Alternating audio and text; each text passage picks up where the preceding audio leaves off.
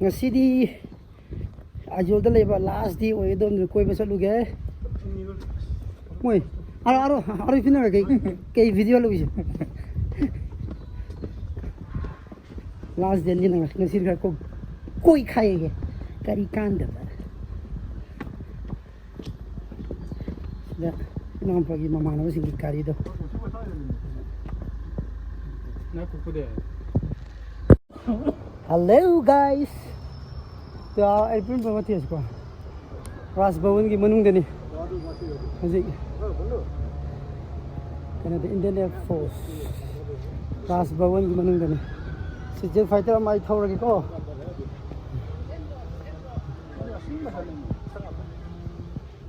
haji ba yai na sing bai mal si ras bhawan manung din si sangal le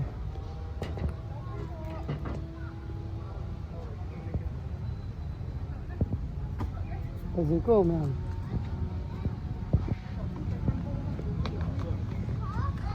park ni pun ras manung yang ang si tu boleh tu na hang di kau lah foto ada di tempat view खूब जैसे ही उनको आई मैं उतर के view सीखो ready 1 2 3 से खूब ज़्यादा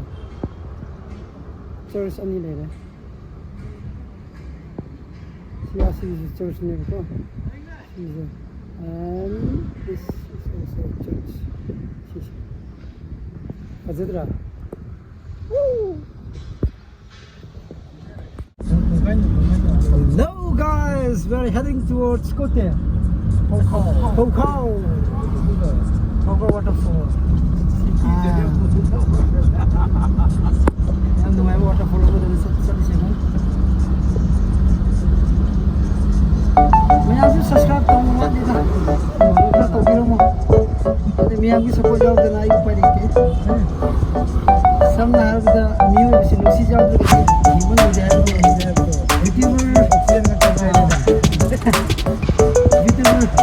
Singla subscribe yang jadi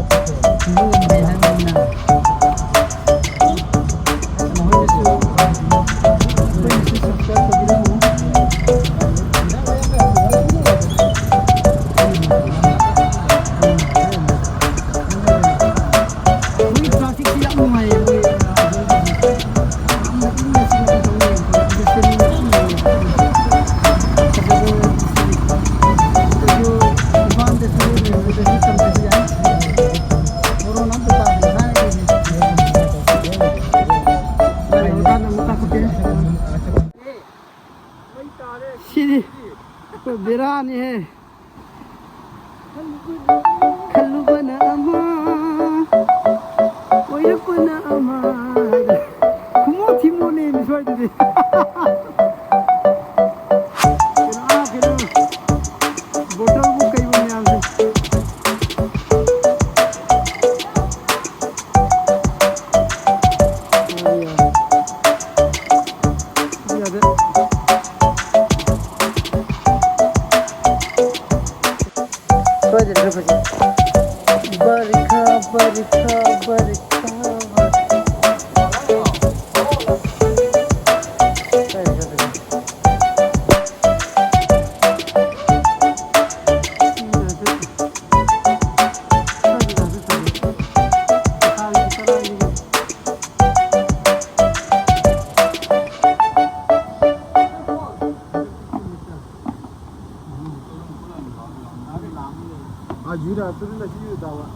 mau US gua US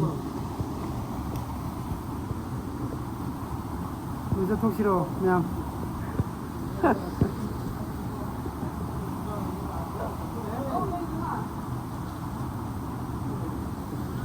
ada dah am luna na lagi dia pasal itu pasal mood le kang yang sih oh power macam मुझे खा लाया ट्रेन लिखा हुआ है इसका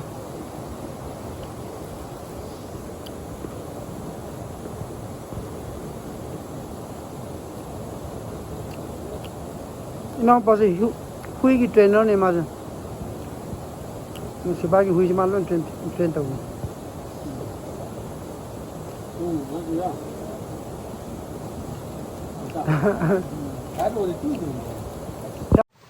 rồi đấy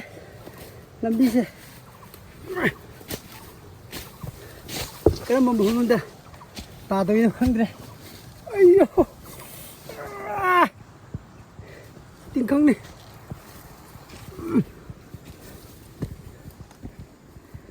hay làm gì thế rồi cả ta rồi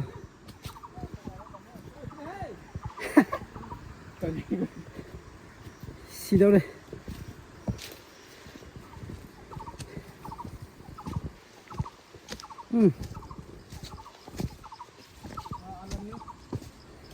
làm gì mang nghe sai hui hui đâu giờ đâu hui đâu hui có ít nhìn rồi này hui hui mà sẽ phong nghe mau hantar apa mau iri suatu lambi phau thì vẫn tắc thì bây giờ ở cái phao trong này rồi phồng ô lắm lấy hết lên mà hay cái phao là cái số cái dùng gì đó thôi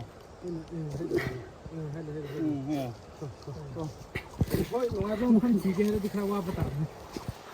hết rõ sai hui thì hui em sẽ phong nghe mang mình mà thôn đi rồi nào Bobby thì đây hui cái sóc mà này đây hui cái mình sẽ Bobby cầu về mấy cái đấy cái con kia cái gì mình chỉ mà thân thì mong chỉ là làm vậy để cái khi nào sang rồi sẽ cái gì này mà nó lần đi tại khi nào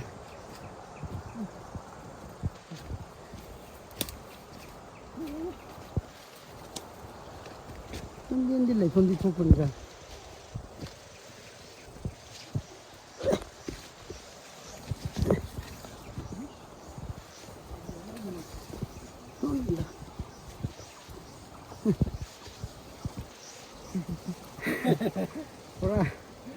खुशी के no तार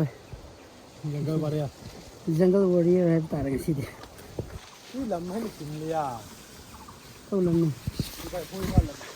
worry जो है चिम तो माली ने चिम आवाज़ हो तू हाथ पर नहीं यूँ तो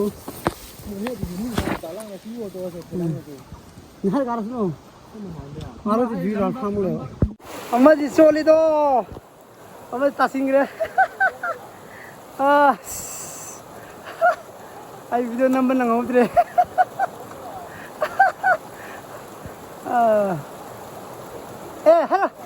hai mà phao ra lên rồi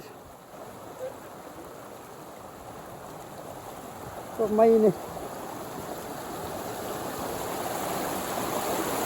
adventure mà khala mà này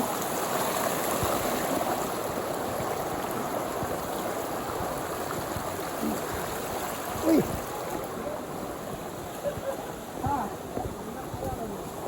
happy nhau đi happy luôn à Halo lungkin lah kenal lo ya dah tunggu halo kayak wai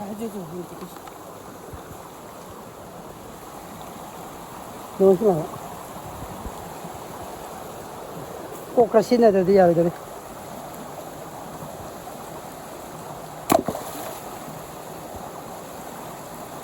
और है चुन डाल संग दरुई वो पड़ा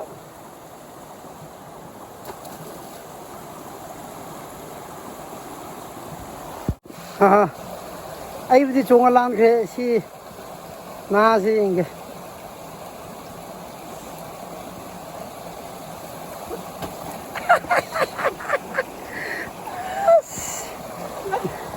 ना मान दिदा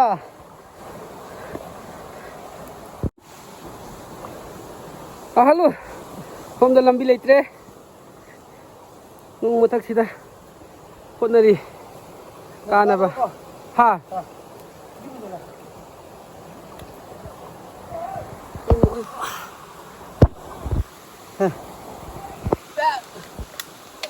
Lo đi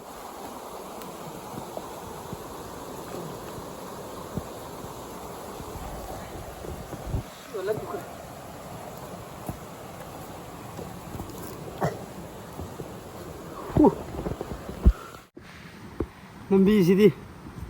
ꯕꯦꯔꯥꯅꯤꯍꯦ ꯋꯥ ꯌꯧꯔꯦ ꯃꯈꯥꯗ ꯀꯥꯔꯛꯇꯣꯏꯅꯤ ꯇꯨꯔꯦꯟ ꯁꯤꯗꯒꯤ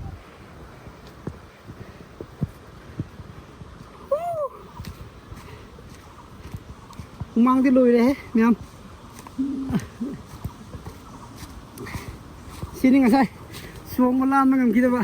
ꯇꯥꯁꯤꯟꯈꯤꯕ ꯇꯨꯔꯦꯟꯗ ꯑꯩꯈꯣꯏ ꯀꯩꯁꯨ ꯀꯤꯅꯤꯡꯉꯥꯏ ꯂꯩꯇꯦ ꯑꯩꯈꯣꯏ ꯍꯨꯏꯁꯨ ꯌꯥꯎꯔꯤ ꯑꯩꯈꯣꯏ ꯕꯣꯗꯤꯒꯥꯔꯗꯅꯤ ꯍꯨꯏꯁꯨ ꯌꯥꯎꯔꯤ ꯑꯩꯈꯣꯏ ꯀꯤꯅꯤꯡꯉꯥꯏ ꯑꯝꯇ ꯂꯩꯇꯦ ꯉꯥꯏꯂꯤ ꯆꯧꯔꯗꯤ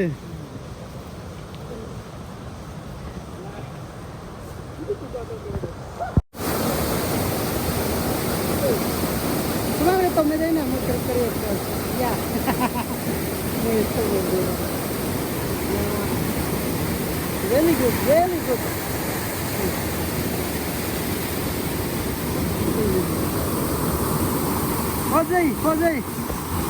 Jose